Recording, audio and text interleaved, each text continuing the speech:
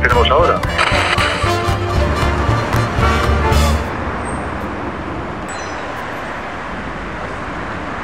Y visión no pueda bien.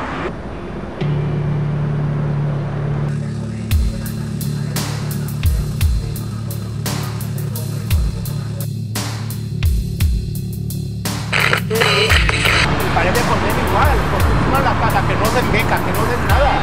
Y al final van a tirar los cuatro ricos, el hijo de Botín, el hijo del otro y el hijo del otro. La verdad, pero...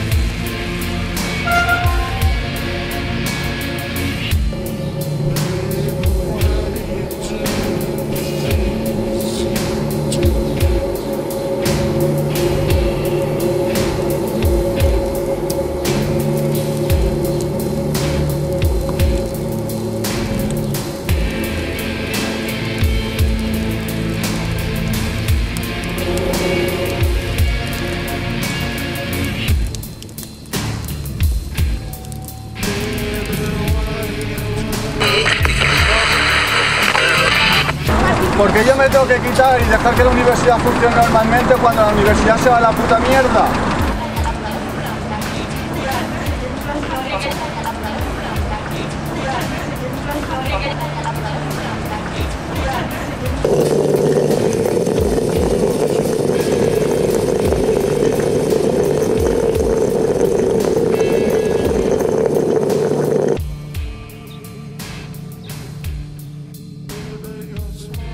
Lectura de